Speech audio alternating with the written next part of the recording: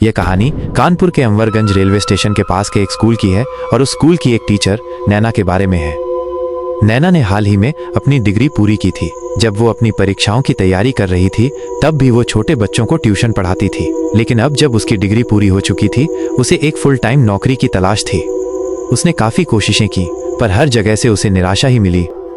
फिर वो दिन आया जब उसे एक कॉल आया, आपकी नौकरी लग चुकी है। नैना बहुत खुश हुई। उसने सोचा कि अब वो बच्चों को स्कूल में पढ़ा पाएगी। वो तुरंत अंवरगंज के पास वाले उस स्कूल में पहुंच गई, लेकिन वहां पहुंचकर उसने देखा कि ये क्या, पूरा स्कूल तो खंडहर हो चुका है। वो अंदर गई तो उसने देखा कि ये एक प्राइमरी स्कूल होने के बावजूद इसमें बच्चे बहुत कम थे और स्टाफ भी बहुत कम था। नैना ने वहां खड़ी एक टीचर से पूछा, यहाँ तो ज़्यादा बच्चे होने चाहिए, फिर इतने कम क्यों हैं? उस टीचर ने कुछ भी नहीं कहा, बस मुस्कुराकर आगे निकल गई।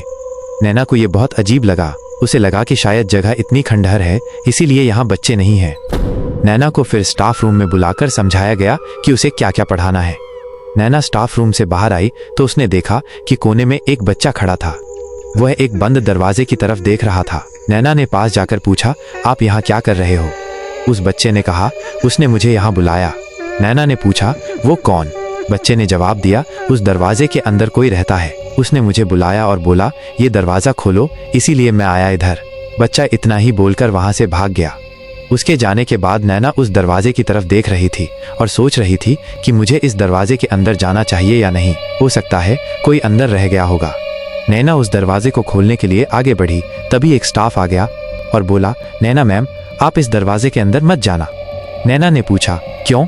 तो उसने बोला, नहीं बस मत जाना, वो दरवाज़ा काफ़ी सालों से बंद है, किसी ने अलाउ ही नहीं किया उस दरवाजे को खोलने के लिए, आप इसके अंदर मत जाना। नैना ने कहा, पर उस बच्चे ने मुझे बोला कि यहाँ कोई है जो उसे बुला रहा था। तो उस स्टाफ ने बोला, नहीं ऐसा नहीं हो सकता, आप नहीं जा सकते, ये दरवाज़ा काफ़ी सालों से बंद है और वो तो बच्चा है, हो सकता है उसने आपके साथ मजाक किया हो। नैना ने भी सोचा कि शायद ये मेरा पहला दिन है इसीलिए मैं इतना सोच रही हूँ, और फिर नैना शांत होकर स्टाफ रूम के अंदर चली गई।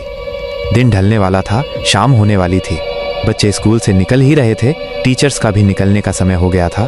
काफ़ी तेज़ बारिश हो रही थी, सारे टीचर्स भी निकल गए, पूरा स्कूल खाली हो गया था। बारिश काफ़ी तेज़ थी और रुकने का नाम ही नहीं ले रही थी। नैना छाता भी नहीं लाई थी और नैना को कोई लेने भी नहीं आया। नैना पूरी अकेली थी वहाँ पर और उसने देखा कि एक औरत उसके बाद दूर से चलते चलते आ रही है। उस औरत ने बोला, अंदर सुधांशु है क्या? नैना ने पूछा, कौन सुधांशु? उस औरत ने बोला, मेरा नाम मीना है और मेरे पति का नाम सुधांशु है और वो इस स्कूल में काम करते हैं। नैना ने कहा, मीना जी, ये मेरा पहला दिन है स्कूल में, पर फिर भी मैंने किसी सुधांशु नाम के आदमी को नहीं देखा। मीना ने बोला, कमाल बात है, हर रोज़ वो यहाँ पे आते हैं काम करने के लिए और रात होते ही वो घर पे आ जाते हैं, पर आज वो आए नहीं। फिर नैना ने कहा, हो सकता है। मीना अंदर आ गई और मीना ने देखा कि नैना की आंखें बार बार उस खंडहर वाले दरवाजे की तरफ थीं। मीना ने बोला, आप उस दरवाजे की तरफ क्यों देख रहे हो? कोई आने वाला है? नैना ने बोला, नहीं, बस आज सुबह से मुझे सबने बोला है कि इस दरवाजे के अंदर नहीं जाना, तो मैं सोच रही हूँ कि आसपास कोई नहीं है तो मुझे ये दरवाज़ा खोल के देख लेना चाहिए। नैना उस दरवाजे की तरफ चली गई और उसे खोलने की कोशिश करने लगी। उस दरवाजे में एक बहुत पुराना ताला लगा हुआ था।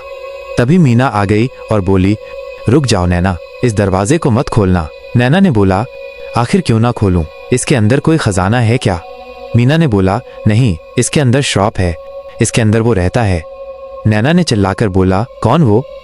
और उसी समय स्टाफ रूम के साथ साथ पूरे स्कूल की लाइट चली गई। नैना ने मीना को बोला, घबराओ मत, हो सकता है एरिया की लाइट गई होगी। तभी उसने देखा कि मीना तो वहाँ पर है ही नहीं, वो उसके बगल में खड़ी थी पर अब वहाँ पर है ही नहीं। उसने मीना को आवाज़ लगाई पर किसी ने पलट के कोई जवाब नहीं दिया। नैना ने सोचा, अभी कोई नहीं है मुझे रोकने वाला, अब वो इस दरवाजे को खोल सकती है।